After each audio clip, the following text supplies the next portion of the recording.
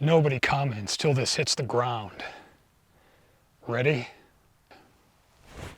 John Carpenter's Escape from New York is a classic. Made in 1981, it didn't get the obligatory Hollywood sequel until 1996.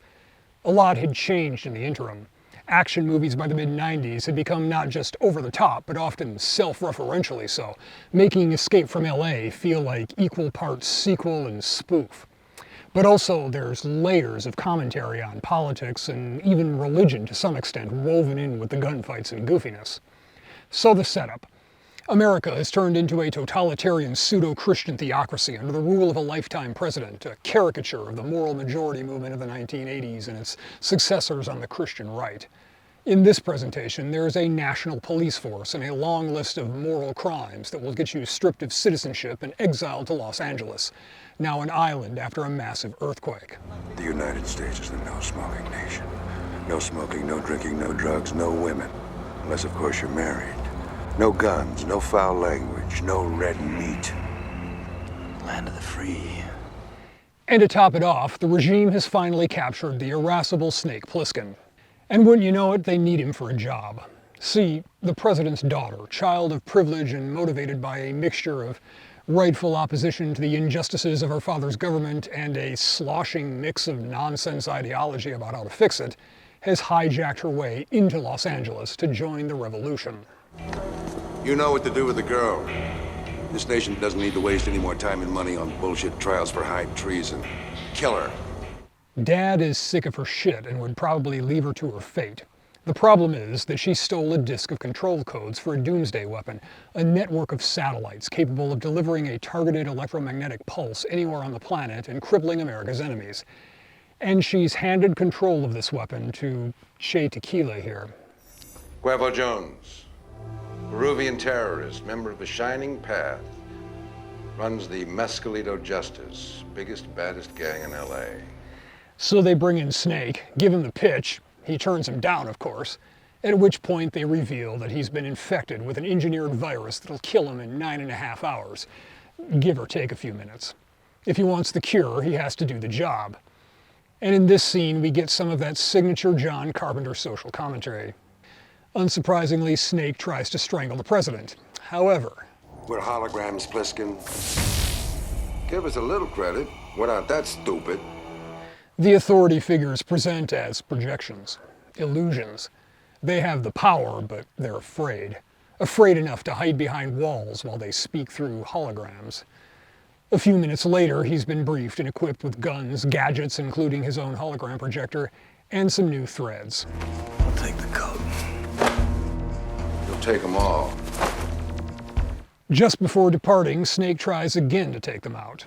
Thought you might try that, hotshot. That's why the first clip is loaded with blanks. Bye-bye, Snake. Good luck. But again, they've seen that coming. Fear makes them paranoid. Paranoia makes them look for likely dangers and take steps to deal with them before they present themselves. Snake is behind the curve, at least at this point. So off he goes in a little submarine, hits the shore, meets Peter Fonda with a Kalashnikov, and proceeds on mission, meeting more strange folks along the way, many of whom recognize him. You look kind of familiar. I thought you'd be taller. Of course, he quickly gets into a chase and gunfight, in part because he needs to lose that coat with some of his cool gadgets in the pockets. He can't have access to all those goodies too early in the quest. But as is usually the case with John Carpenter, there's a lot more going on underneath. Every good and decent person who works hard and follows the rules.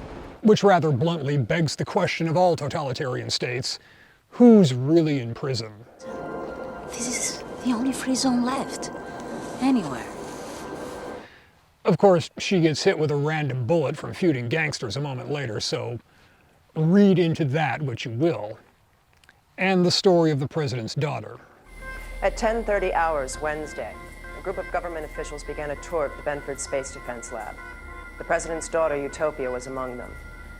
Yeah, her name is Utopia, and she's motivated by a sense of naive idealism, leading her to escape to LA and turn over the keys to a superweapon to a self-professed champion of the downtrodden, only to find that the reality does not match her expectations. This is insane. It is. That's the point. The revolutionaries are just as brutal as the old regime and much less refined. No hiding behind laws and institutions, just direct force. The revolution, as is so often the case, is kind of bullshit. It's about power and who can take it. And like most revolutions, the outcome isn't what either side expects. Of course, this is an action movie, and I'm not going to describe the choreography and explosions. Just know that after many misadventures, Snake gets some allies and they fly off on hang gliders for a final showdown at Disneyland.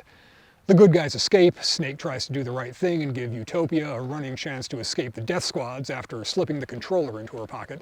But escape and evasion is not really her bag. You know, you're becoming very predictable. Yeah, I guess so.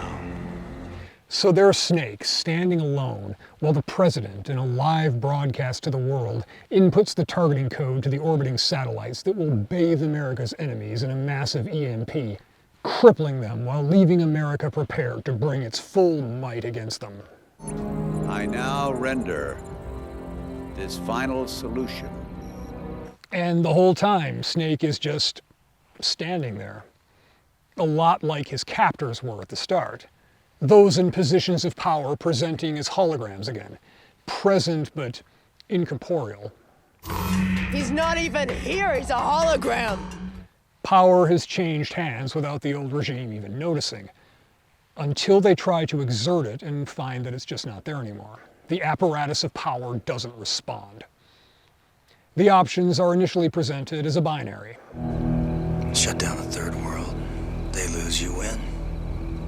Shut down America. You lose, they win.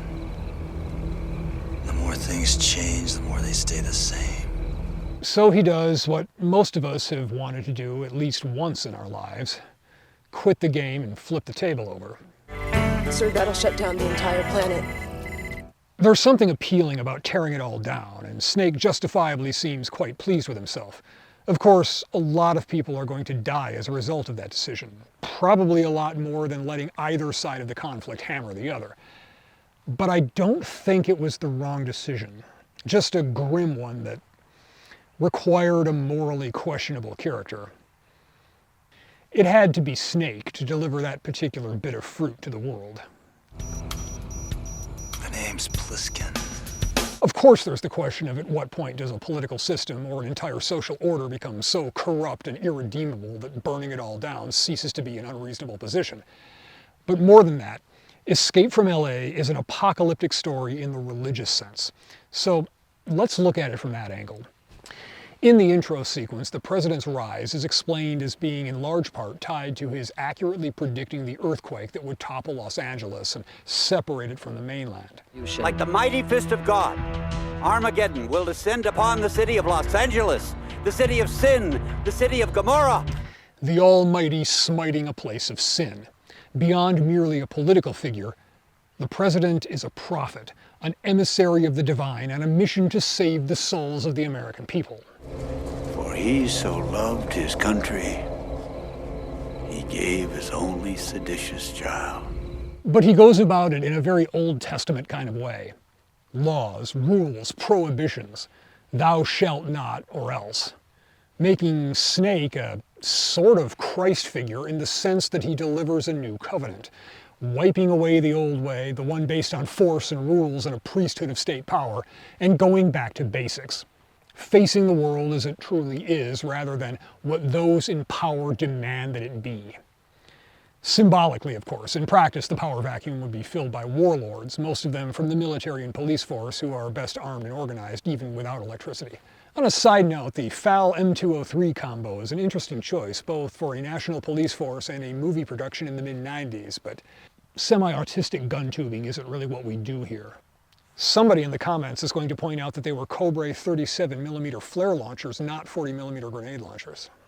The film ends with Snake slightly limping from his wounds and accompanied by a score reminiscent of an Old West gunfighter movie, lighting up the last cigarette in a pack labeled American Spirit before looking us in the eye as if to say, "It's all on you now." Only a few people were there when it all happened, but many more around the world saw it on the live broadcast. The apocalypse was in fact televised. And now with the lights out and only a limited perspective out there, stories are going to spread and embellishments will happen. I wonder what the story of Snake bringing down the powers of the Earth will become. At the start, he's already a recognized figure, though more for the idea of Snake Plissken than the man himself. There's a Mad Max element at work, this lone figure that fixes an injustice before wandering off once again alone.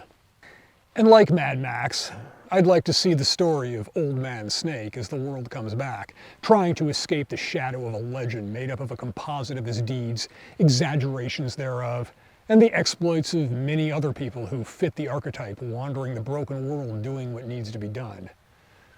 Until some other power-mad ruler comes along to distort the story of Snake to serve his own ends.